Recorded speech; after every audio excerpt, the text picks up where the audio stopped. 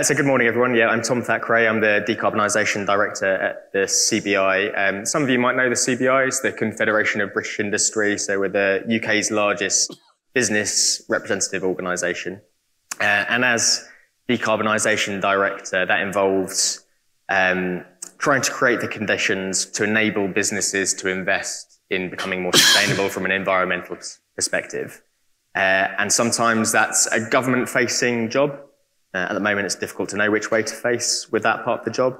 And sometimes it's a business-facing job. So that's about using the power of our really large network, which involves small, medium, and large businesses to enable them to learn from one another best practice about how you do this successfully.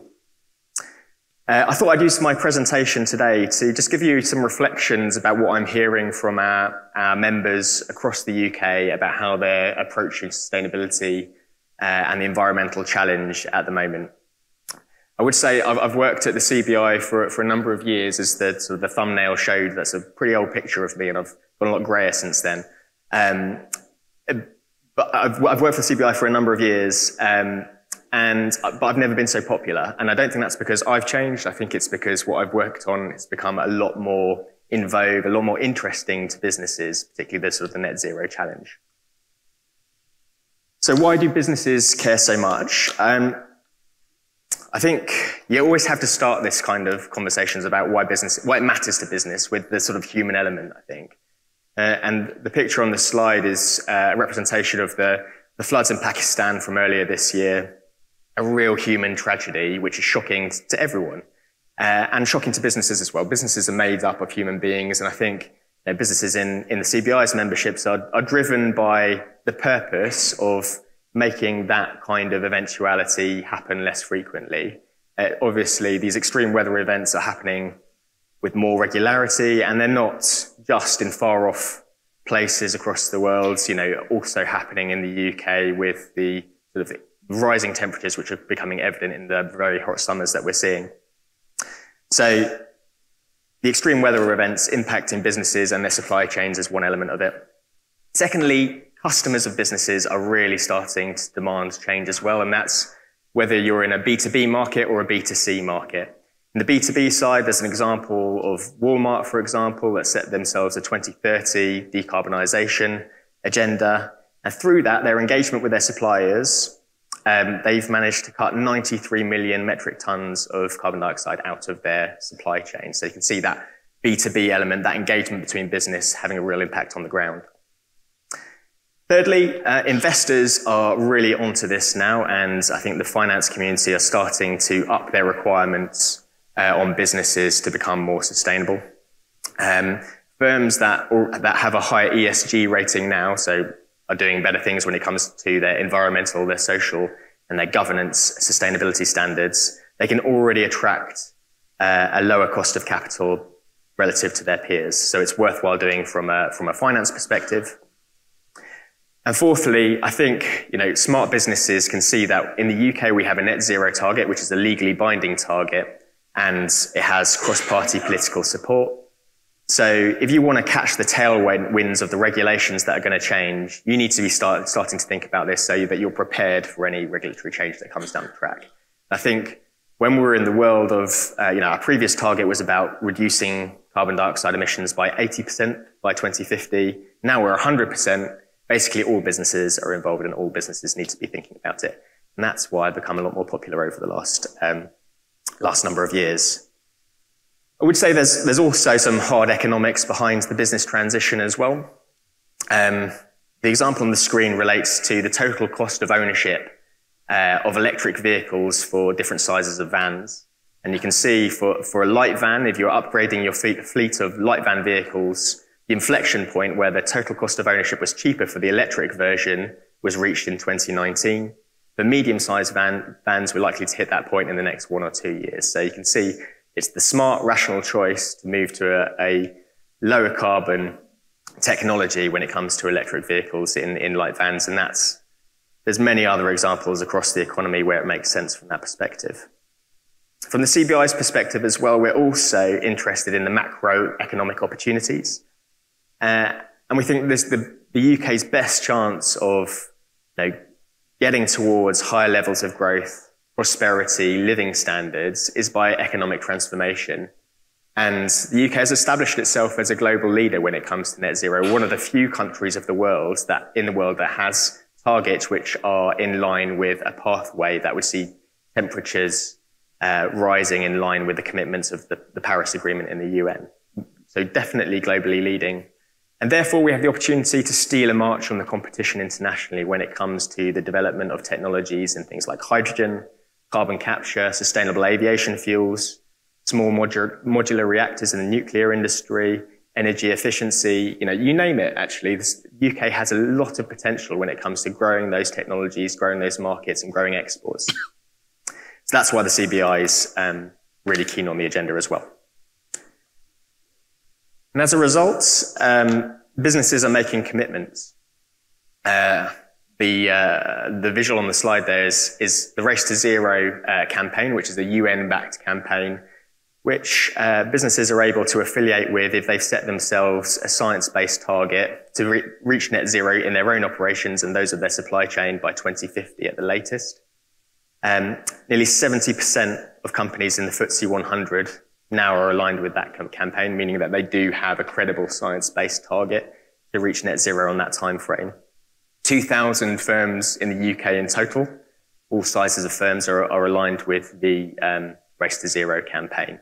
And that's roughly 50% of all companies which are aligned to Race to Zero, and by far the largest number from any country in the world. So the UK, as I said, UK corporates are really leading the way when it comes to establishing those targets. What they need to do in practice is make the pledge. Secondly, have a plan to meet that pledge. It's not just saying we'll meet 2050 and then forget about it. Having a plan in place with interim milestones of what you need to do in the interim. Take action towards that plan and report on action towards that plan on an annual basis. So there are some credible standards which businesses have to adhere to by joining up to that campaign. The CBI is an accelerator of the Race to Zero campaign, which means it's something that we recommend for our members to sign up to. For example, by working with the SBTI, the Science Based Targets Initiative, to have their targets verified.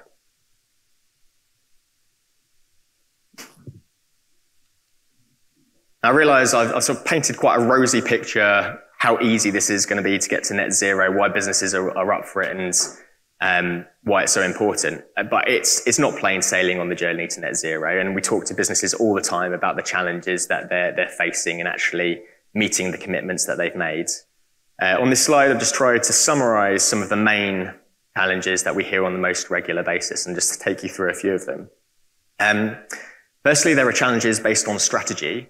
And I think this occurs where the move towards net zero is still quite a siloed activity. So it might be the chief sustainability officer who's been tasked with it, or it might be the energy manager who's been tasked with a part of it. But it's not fully integrated in the overall strategy and the business plan of the company in question. So it becomes a siloed activity, and it doesn't permeate through procurement, through human resources, through finance. It's not properly integrated across the business. So there's strategic questions and organizational change challenges there.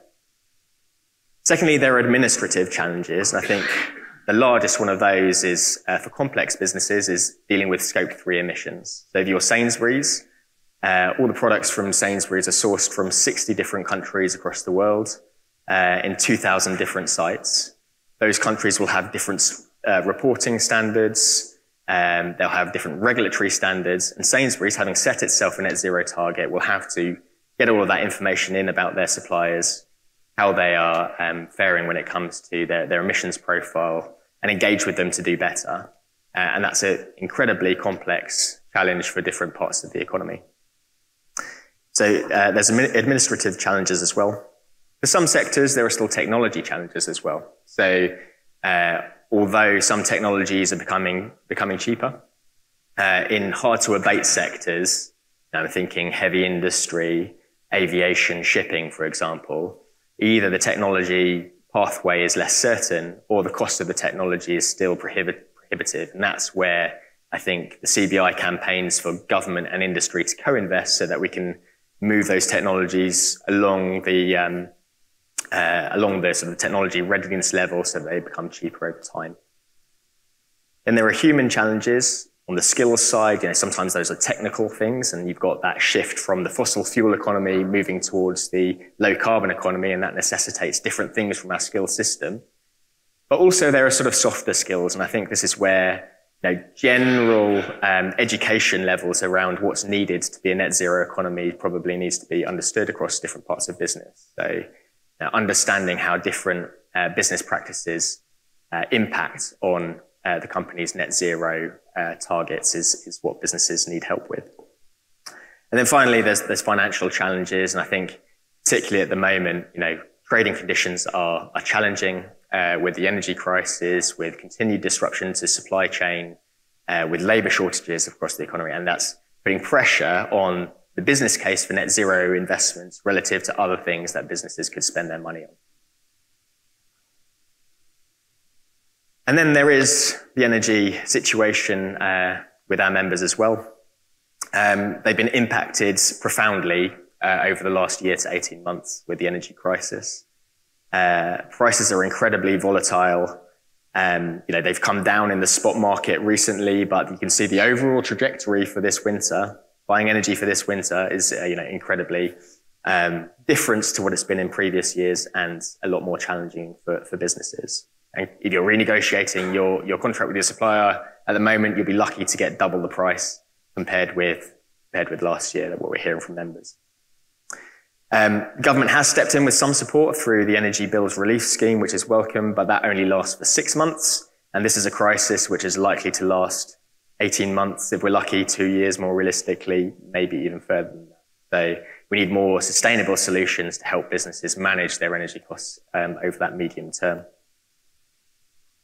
And what's the impact on businesses' net zero investments? Well, it's a bit of a mixed picture. On the one hand, obviously, higher prices of fossil fuels means that there's more incentive to invest in energy efficiency, more incentive to invest in electrification, for example. But on the other hand, reduced profitability means that there's less margin to be able to make any kind of investment. So we've seen a mixed picture in some sectors. For example, manufacturing distribution, we've seen actually a move towards greater level investments in net zero and energy efficiency. In the services sector, actually, seeing the challenges with profitability have actually made them less likely to invest in that way. So I think there's a role for government actually to grease the wheels of that market and make sure that the incentives are right to ensure that businesses aren't continually asking for support, but actually have sustainable ways to cut their energy use. And then I'll finish with messages to government. I sort of realised that this slide is out of date and that there's a minister on there who's no longer a minister. I was going to email BISA and ask for the slide to be changed, but I thought, it might be out of date by the time I got up to get down again. So we'll just leave it and see how it goes. A few key messages for government. Firstly, we do need to continue to support business through the current crisis. Trading conditions are incredibly challenging. We need to provide a stable base from which they can invest in net zero. Their commitment to net zero hasn't backslid at all during the challenging times, but it is very challenging out there. Secondly, we really do need to double down on our commitments to being a world leader when it comes to sustainability and that pathway. Other countries are investing large amounts in the hydrogen economy, in expanding carbon capture and storage, sustainable aviation fuels, these markets of the future. If we don't move ahead quickly, we're going to lose market share internationally, and we need to encourage the government to set the conditions, which means establishing the business models for those sectors in the future. And thirdly, I think the focus so far when it comes to net zero and the approach of the government has been very much on setting targets and meeting targets for decarbonisation. And there's been less focus on actually how do we capture the value in that. We could reach net zero tomorrow with great damage to our economy, actually. But if you do it in the right way, if you make sure that you have a supply chain, a skill strategy embedded with it, then there's a real opportunity for growth. That's widespread growth across the country, small, medium, and large businesses. Fundamentally, that opportunity, that positive message that I started with, I think is something that our members really believe in. So thanks for your time this morning. Looking forward to questions and looking forward to the rest of the conference. Thank you. Thank you very much, Tom. Yeah, very wise. You should have a sliding rotation of ministers there. Don't forget, questions you can ask on Slido if you wish. I've got one just to kick off, which I raised in the opening bit that I did was, why should people invest in net zero when they chop and change policy continuously when the pressure comes on? I remember David Cameron going to the Arctic and saying, this is what we're about. And when the pressure came on, it was cut the green crap. So why would members invest in net zero being in 2050 with this government in place, or any government, because they all do it? Yeah. Well, I think I would take a slightly more optimistic view of political support for net zero. I think, if you look into the 2019 election, there was political consensus across all of the manifestos that they were going to be a world leader when it came to delivering net zero. And that's, Labour Party, Conservative Party, Lib Dems, across the board. So I think the high level commitment is there. I think what you're right to pick out is that sometimes the policies that are in place to support that transition haven't been the most stable. And I think actually the built environment is one which has suffered the most out of that, where, it seems that the government has been scarred by failed policies in the past, and, Treasury in particular, hasn't always been convinced of the value for money of the interventions that it could be making. I think two things have changed though. I think firstly, paired with when Cameron was in power, we now have a net zero target rather than a sort of 80% reduction, which I think is, not just a subtle change. It means it's all encompassing across the economy. And I think that's a real thing, and it's enshrined in law. And secondly, I think finance has really changed as well. So I think, even if governments do oscillate in how vociferously they are going after the net zero target, your investors are going to be wanting. I think your customers are going to be wanting to. And I think that only goes one way. The smart businesses are sort of getting ahead of that. Great. Well, we've got a couple of questions from the floor. I'm going to deal with the second one first. So what role does maintenance play in the route to net zero? Bottom question. Maintenance. Yeah. I think maintenance, I think, will play a fundamental role, really. I think, it's about efficiency, isn't it, more than anything? So that's quite a difficult message to get across to politicians, certainly, that it's not, they always want the shiny new bauble thing that they can sort of hang on the Christmas tree. But actually investment in upgrading and maintaining existing is often the most cost-effective way to provide that efficiency. And ultimately it's about productivity, isn't it? Because, for a business, anything that you're making more efficient saves you that capital, saves you that cash, which you can then spend on other things. For a household, anything that you make more efficient, it's giving you money in your pocket that, helps rebuild the economy. So I think there's a smarter way that lobbyists like me, like the CBI, can get that message across the politicians at the moment, where we're looking for ways to be more productive, to help living standards, which should help there. So got another one here. All savings on emissions is good. A lot of focus and money on improving scope 1 and 2 emissions. Should there be more support on scope 3 focus, which benefit all? Could you first explain scope 1, 2 and 3? Yeah. Please. The scopes 1 and 2 are sort of, broadly your direct operations. So, scope 1 is, the emissions that you directly use in your services. Scope 2 would be like, your travel policies, for example, the emissions that come from the travel that you use in business. And scope 3 is your broader impact on emissions. That would be those of your supply chain, for example, or those associated with the commuting patterns of your workforce, for example, which are not directly in your control, but things that you have an influence over. Most businesses, scopes 1 and 2 have much more control over them, so it's more easily measurable, not easy, but it's more straightforward to set a plan for how you can reduce them. Scope 3, as I sort of mentioned in the presentation, has been a much harder nut to crack, partly because of the complexity of supply chains and the difficulty of engaging in various actors to meet that target.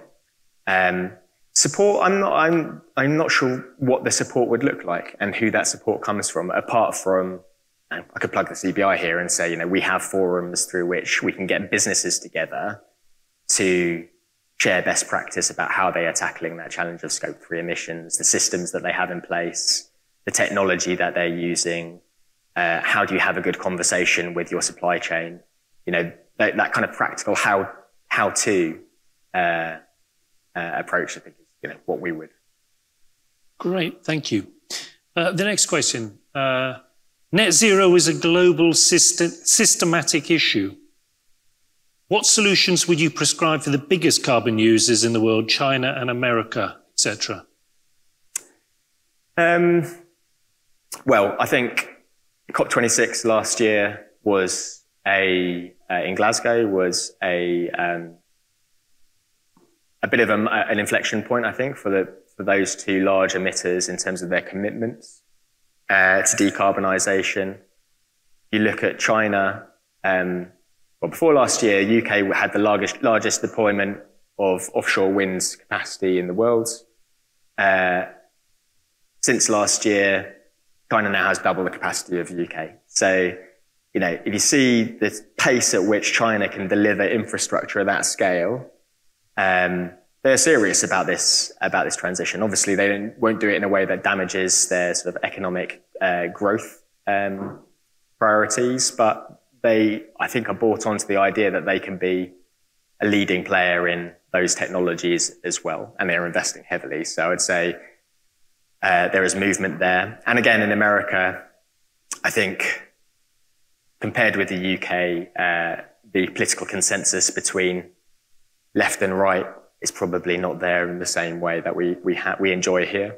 But I would say since the Biden administration came in, the moves have been quite incredible. And the Inflation Reduction Act in particular is sort of a seismic piece of legislation which has massively upscaled the tax incentives which are there for businesses to invest in low carbon technologies. And we're seeing so many members come to us now and saying, no, UK was here in the hydrogen economy, and now the US is here.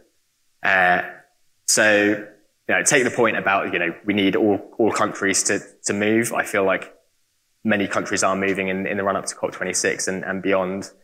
I think actually where countries do drag their feet, there's obviously moves as well to reflect that in regulation, and this idea of carbon border adjustments is gaining traction from the European Union, for example, whereby products that have been made with a lower carbon standard, that would be adjusted for at the border with a tariff.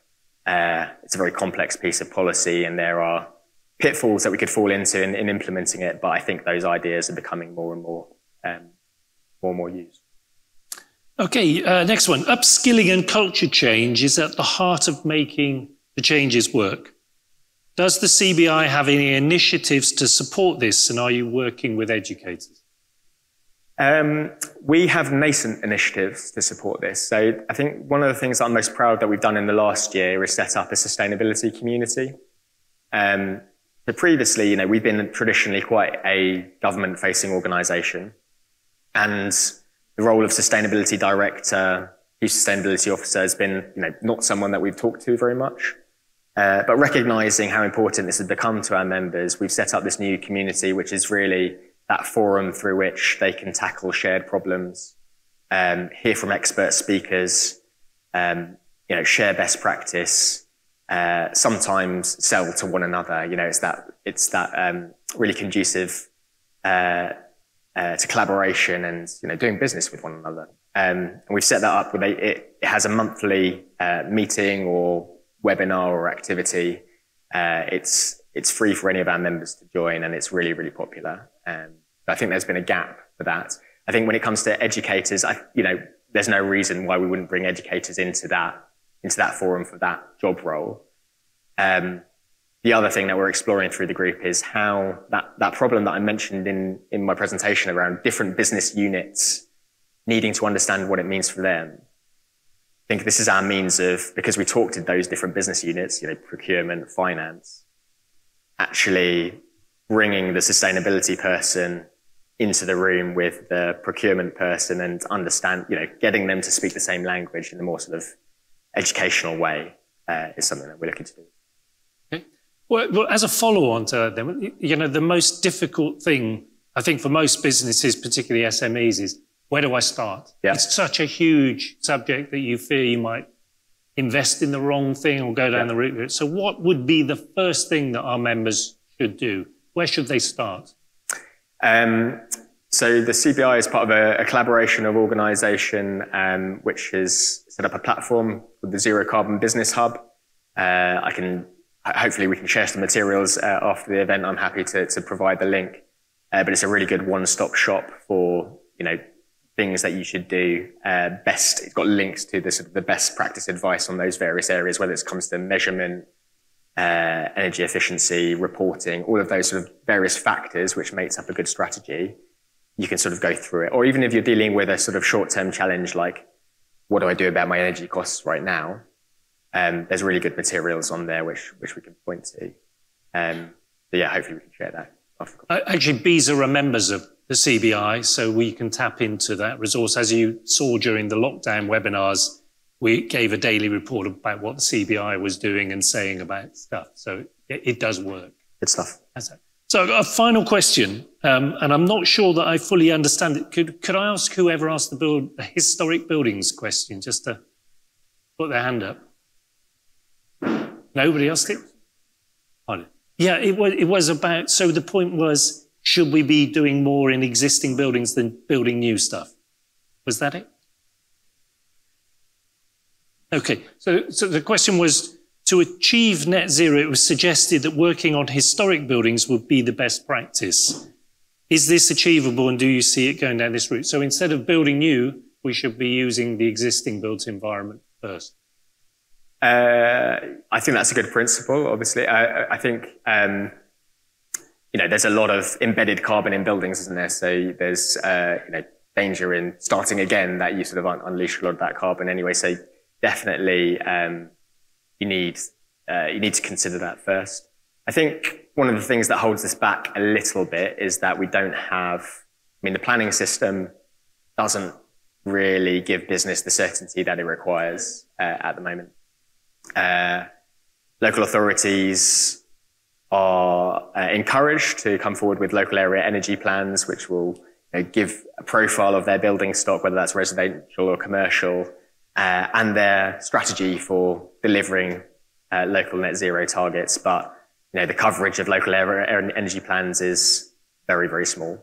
And without that, I don't think it's easy for businesses to sort of know where they play into the local plan. I'm afraid our time's up. That went really quickly. Thank you very much, Tom, for a great presentation. Thank you.